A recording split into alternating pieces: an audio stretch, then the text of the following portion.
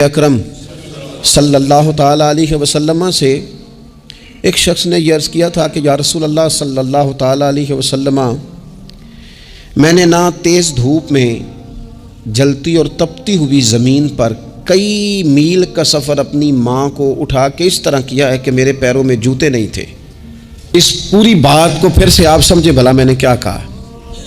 यानी गर्म ज़मीन पर गर्मियों में चलना एक इंतहाई मुश्किल काम है, और फिर गर्मी अगर अरब शरीफ की हो और सहराई इलाका हो, और फिर आपने एक शख्स को भी कंधों पर उठाया हुआ हो।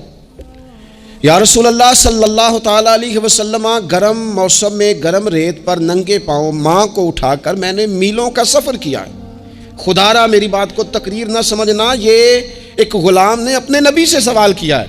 इस सवाल की लज्जत को महसूस करें और फिर जवाब का हुस्न मुलाहिज़ा करें।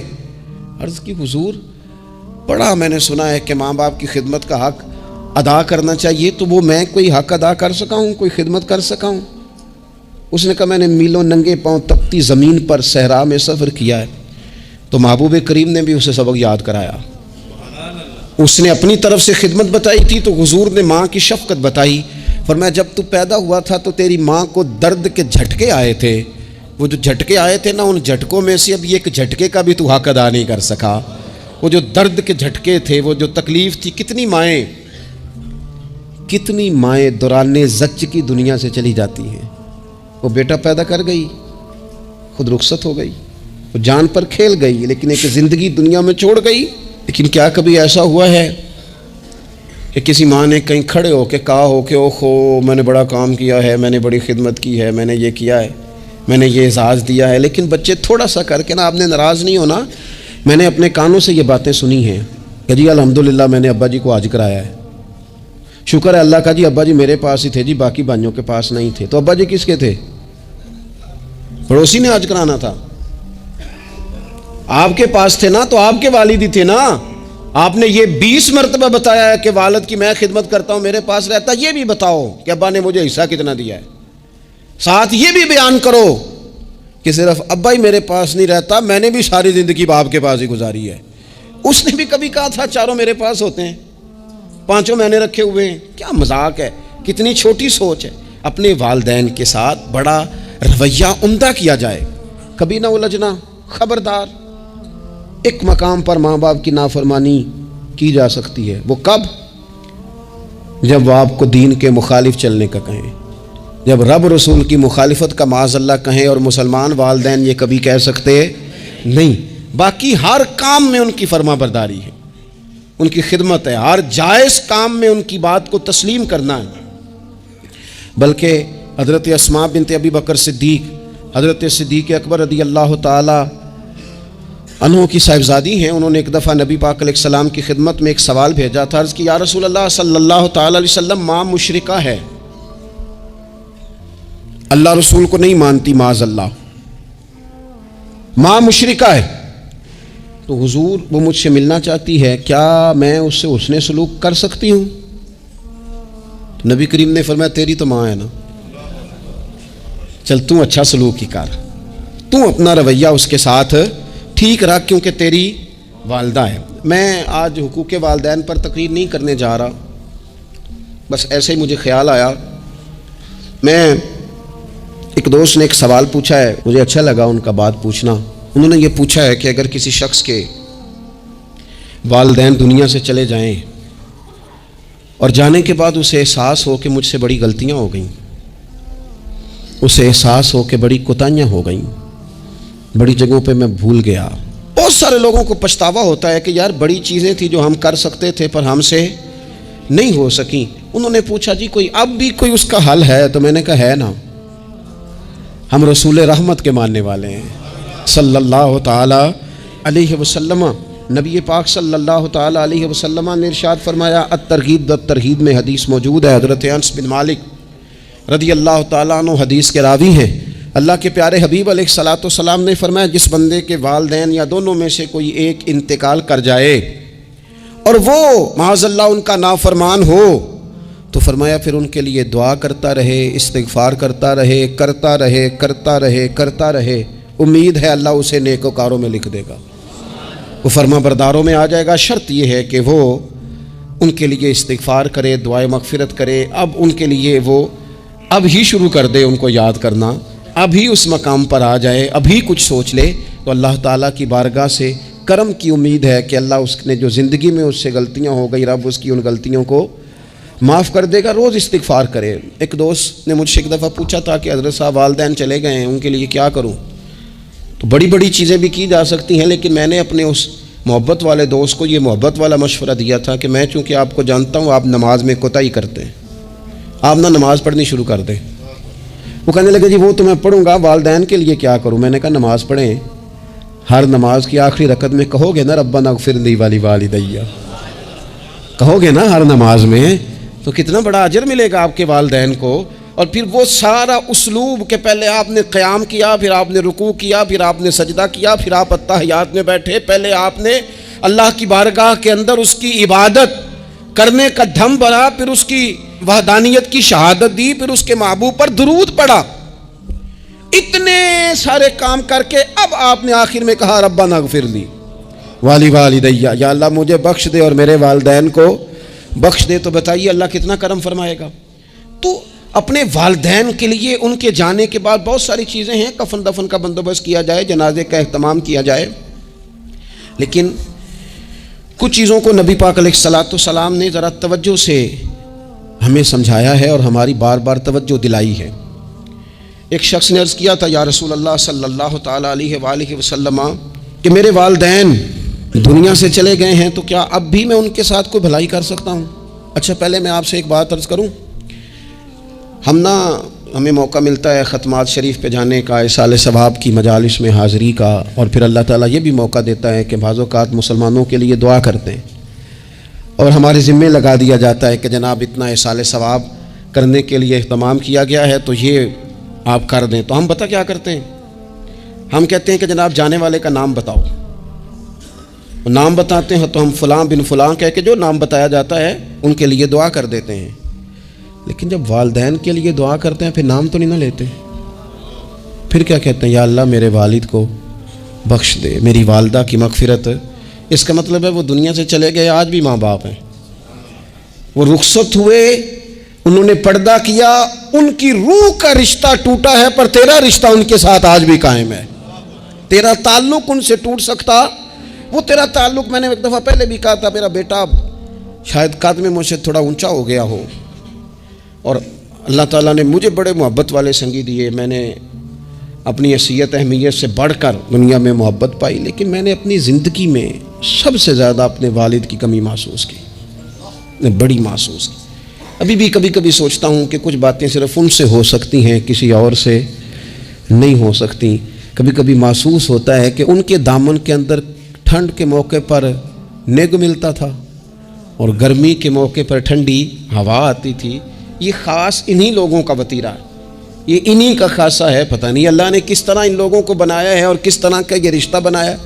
तो नबी अकरम सल्लल्लाहु ताला अलैहि वसल्लम की खिदमत आली मर्तबत में अर्ज़ किया, सहाबी ने, सुनन अबू दाऊद शरीफ में हदीस है, अर्ज़ की या रसूल अल्लाह सल्लल्लाहु ताला अलैहि वसल्लम मेरे वालिदैन चले गए तो क्या मैं उनके जाने के बाद भी उनके लिए कुछ कर सकता हूँ? तो नबी पाक ने 5 बातें इरशाद फरमाई।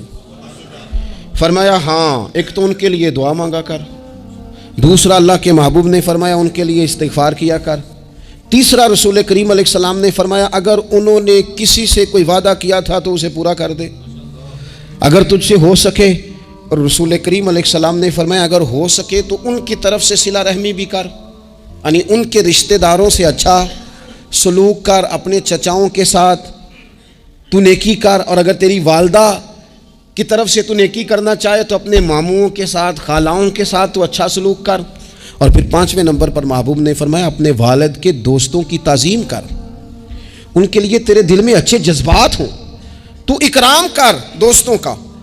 और वालिद के दोस्तों के इकराम का तो इतना बड़ा दर्जा है कि हज़रत अबू बरदा रज़ी अल्लाह ताला अन्हु ना तशरीफ़ लाए मदीना तय्यबा में। हज़रत अबू बरदा मदीना तय्यबा में तशरीफ़ लाए तो हज़रत अब्दुल्ला इब्न उमर रज़ी अल्लाह ताला अन्हु उनसे मिलने पहुँच गए फटाफटी। मसरूफ़ आदमी थे हज़रत अब्दुल्ला इब्न उमर, बहुत बड़े मुफ्ती थे, लोग हर वक्त मसाइल पूछते थे, हज के सबसे ज़्यादा मसाइल इन्हीं को आते थे और सहाबा में एक बहुत बड़ा मकाम रखते थे। हज़रत अब्दुल्ला इब्न उमर फ़ौरन हज़रत अबू बरदा रज़ी अल्लाह तआला अन्हु से मुलाकात के लिए पहुँचे और पहुँचते ही फरमाने लगे, आपको पता है मैं आपसे क्यों मिलने आया हूँ? हज़रत अबू बरदा कहने लगे, मैं तो खुद बड़ा हैरान हूँ कि आप एक मसरूफ़ आदमी और आप टाइम निकाल करके मेरे पास तशरीफ़ लाए। फरमाने लगे, इसलिए आया हूँ कि मेरे वालिद आपके वालिद के दोस्त थे, हज़रत फ़ारूक आज़म के दोस्त थे आपके वालिद। और ये सही इब्न हब्बान में ये लफ्ज़ मौजूद हैं। हज़रत सैयदना अब्दुल्ला इब्न उमर रज़ी अल्लाह तआला अन्हु फरमाने लगे, नबी पाक अलैहिस्सलाम ने फरमाया है कि जो अपने वालिद की कब्र में उनसे अच्छा सलूक करना चाहे वो वालिद के दोस्तों के साथ अच्छा सलूक करे, वो उस रवैये को, उस मोहब्बत को कायम करे, उस चीज़ पर ख़ास एहतमाम करे, ख़ास ज़ौक़ दे। हमारे यहाँ ना जी हम जल्दी से मसरूफ़ हो जाते हैं और अपने दोस्तों को ज़्यादा टाइम देते हैं। अपना आना जाना, अपना उठना बैठना, अपने शब रोज़, उनमें हम ज़्यादा वक्त गुजारते हैं। करने का काम ये है कि थोड़ा टाइम निकाल के, थोड़ी फुर्सत देख कर इस पर थोड़ी तवज्जो दी जाए। इसी तरह मारूफ़ रिवायत सियासता में मौजूद है, हज़रत मालिक बिन दार कहते हैं कि मैं हज़रत अब्दुल्ला इब्न उमर के साथ जा रहा था तो मैंने देखा एक बद्दू नंगे पाँव और नंगे सर आ रहे हैं। हज़रत अब्दुल्ला इब्न उमर ने फटाफट उन्हें अपनी सवारी भी दे दी, सियासता से हदीस अर्ज कर रहा हूँ, सवारी भी दे दी और पगड़ी भी दे दी। फरमाते मैंने अर्ज़ की हज़रत अब्दुल्ला इब्न उमर से कि हुज़ूर ये बद्दू हैं, ये तो थोड़े से नजराने पे भी खुश हो जाते, आप कोई आम मामूली सा तोहफा भी देते तो राज़ी हो जाते, और आपने पगड़ी भी दे दी और घोड़ा भी दे दिया। हज़रत अब्दुल्ला इब्न उमर कहने लगे, ये कोई आम आदमी नहीं, ये मेरे वालिद के दोस्त हैं, और वालिद के दोस्तों से मोहब्बत करना ये हमें रसूल रहमत ने सिखाया है। क्योंकि असला नाल जनेकी करिए तो नस्ला ताक नहीं भूल दे। मोहब्बतों को कायम रखना, उनको दवाम देना। हमारा तो चचा के साथ सलूक नहीं रहता, तवज्जो नहीं रहती। हमने साले सवाब का जो मफहूम बना लिया है वो बड़ा गड़बड़ है। अगर तो किसी के पास बहुत ज़्यादा पैसे होते हैं तो वो साले सवाब की महफिल वैसे ही एक सियासी इज्तिमा बन जाती है, और जो आम लोग हैं उनका जोर कहीं नहीं चलता, तो चलो मस्जिद में तो चलता ही है ना। वो आके कहते हैं मौलवी साहब को कि बच्चे भेज दें और पूरा कुरान पाक पढ़ाना है हमने। भाई नबी पाक अलैहिस्सलाम ने तो फरमाया जितनी देर दिल जमे उतनी देर पढ़ो, आपने क्यों पाबंद किया पूरा पढ़ने का? और फिर अल्लाह तबारक व तआला अगर माफ़ फरमाने पे आए, वो तो पुत्र बिस्मिल्लाह भी पढ़े तो अल्लाह बाप को माफ़ फरमा देता है। शर्त यह है कि खुलूस हो, वहाँ तो मेयार देखा जाता है, मिकदार थोड़ी देखी जाएगी। तो इसाले सवाब तो ये है कि आप ज़रूरत देखें किस चीज़ की है। हमारे यहाँ मनों के हिसाब से खाने पक जाते हैं, बड़ी बड़ी लंबी दावतें होती हैं, बड़ा कुछ होता है, लेकिन जो ज़रूरत होती है, ज़रूरत को हम नहीं देखते। अगर आप कोई और काम ज़रूरत का करा देना, करोड़ों रुपया आपने लगा दिया ख़त्मात पे और फ़लाँ पे, और जिस कब्रिस्तान में आपने वालिद को दफन किया उसमें तो गरीबों के लिए मज़ीद जगह ही नहीं दफन करने की, तो ये अच्छा साले सवाब नहीं था कि कब्रिस्तान की जगह बढ़ाई जाती। ये अच्छा साले सवाब नहीं था कि मस्जिद का माहौल देखा जाता, इलाके के गुरबा पर नज़र की जाती। वो लोग जो बेचारे कर्ज के नीचे आके पूरी तरह दब गए हैं, नफ्सियाती मरीज हो गए, उन गरीबों को देखा जाता। ये साले सवाब नहीं था। आप देखिए हज़रत साद रज़ी अल्लाह तआला अन्हु ने हुजूर की बारगाह में अर्ज़ की, या रसूल अल्लाह सल्लल्लाहु तआला अलैहि वसल्लम, मेरी माँ एक ग़ुलाम आज़ाद करना चाहती थी, अगर मैं उनकी तरफ से वो ग़ुलाम आज़ाद कर दूँ। मोता इमाम मालिक में रवायत मौजूद है। अब ग़ुलाम आज़ाद जब आप कर देते थे ना, आजकल तो ग़ुलाम बिकते नहीं, लेकिन एक किस्म ग़ुलामी की आज भी है, बता दूँ आपको। वो जो बंदा एडवांस नहीं ले लेता बेचारा 4 लाख रुपया, फिर उसको तनख्वाह भी पूरी नहीं मिलती, फिर उसकी जान भी नहीं छूटती, वो कहीं और जा भी नहीं सकता। भाई आप एडवांस देंगे किसी को, उसको ख़रीद तो नहीं ना लेंगे, उसकी मजबूरी तो नहीं ना खरीदेंगे, अल्लाह को नाराज़ तो नहीं ना कर लेंगे। आप एडवांस दें, लेकिन फिर उसे तनख्वाह भी तो उतनी दें जितनी मुआशरे में रूटीन से होती है। या रसूलल्लाह अगर मैं गुलाम आज़ाद कर दूं अपनी माँ की तरफ से, चल तू भी किसी को एडवांस माफ़ कर दे माँ बाप की तरफ से, चल तू भी किसी को छोड़ दे कर्जा माँ बाप की तरफ से, छोड़ दे, कुछ नहीं होता। रसूल करीम अलैहिस्सलाम की बारगाह में अर्ज़ की हज़रत साद ने, या रसूलल्लाह सल्लल्लाहु तआला अलैहि वसल्लम, अगर मैं अम्मा की तरफ से गुलाम आज़ाद करूँ तो माँ को सवाब मिलेगा? हुजूर ने फरमाया, कर ना, मिलेगा ना तेरी माँ को सवाब, कर ना तुम, ये साले सवाब ये वाला है, साले सवाब करना। हज़रत साद रज़ी अल्लाह तआला अन्हु ने एक मकाम पर यह भी अर्ज़ किया था, अबू दाऊद शरीफ में मौजूद है कि या रसूल अल्लाह सल्लल्लाहु तआला अलैहि वसल्लम, मेरी माँ का इंतकाल हो गया, उनकी तरफ से कुछ करना चाहता हूँ, क्या करूँ?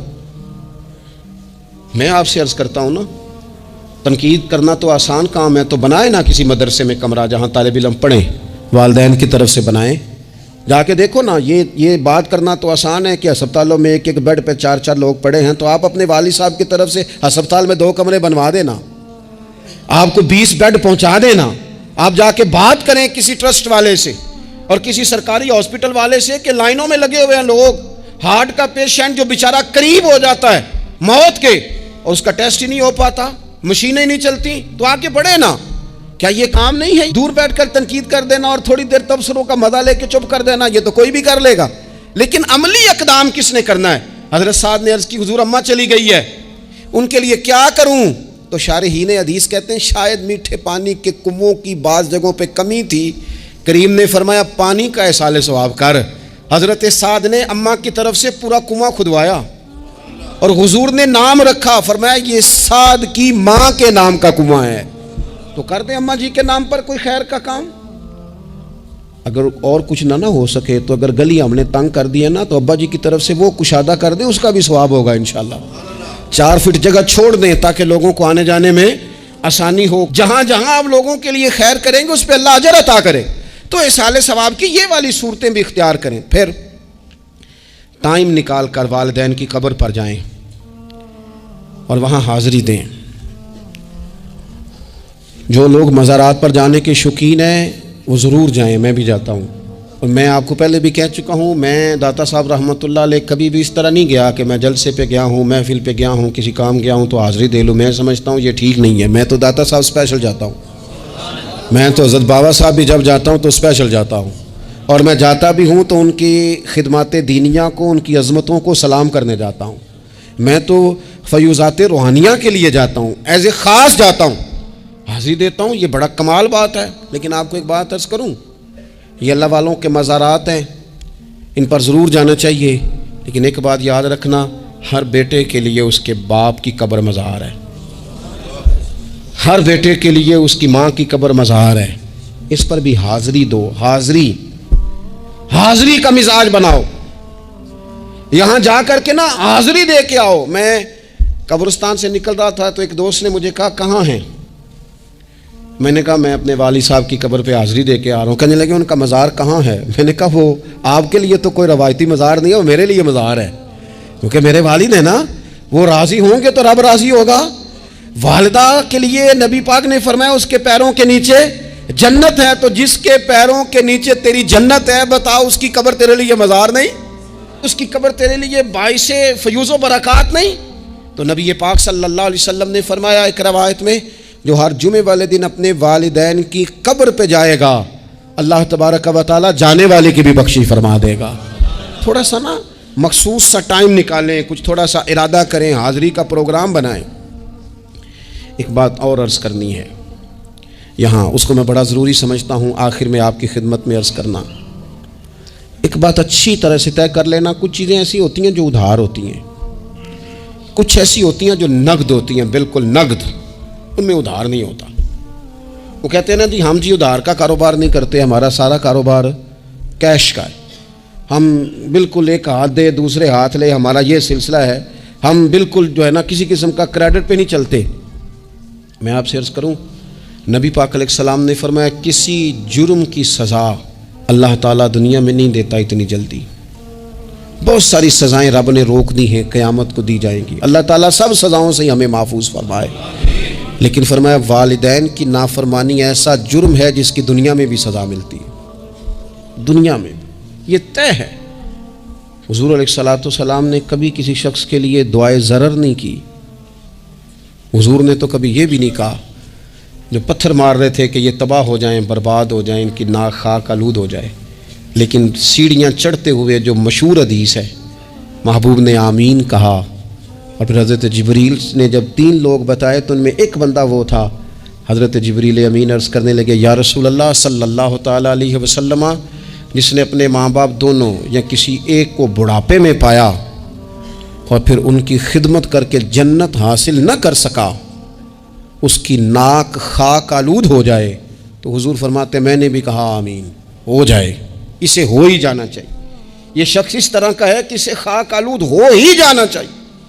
कभी भी ज़िंदगी में अपने वालिदैन, क्या हमें दुआ सिखाई कुरान पाक ने, कहा वक़ुर रब्बिरहमहुमा कमा रब्बयानी सगीरा, आप कहिए, आप ये दुआ कीजिए कि ऐ मेरे परवरदिगार, उन दोनों पर रहम फरमा जिन्होंने बचपन में मुझे पाला, उन दोनों पर रहम फरमा। अपने वालिदैन के लिए अपने थोड़े से दिल को बड़ा करें, कुछ चीज़ें अपनी ज़िंदगी में तय करें, कुछ मामलात अपनी ज़िंदगी में। हमारे एक उस्ताद थे गुजरांवाला में, नाम लेता हूँ, हज़रत मुफ्ती अब्दुल लतीफ़ साहब रहमतुल्लाह अलैह, ये हज़रत मुहद्दिस आज़म के शागिर्द हैं और आला हज़रत के बड़े साहिबजादे हज़रत हुज्जतुल इस्लाम मौलाना हामिद रज़ा ख़ान साहब रहमतुल्लाह अलैह के ये शायद वाहिद मुरीद थे हमारे शहर में, मुफ्ती अब्दुल लतीफ़ साहब कादरी हामदी।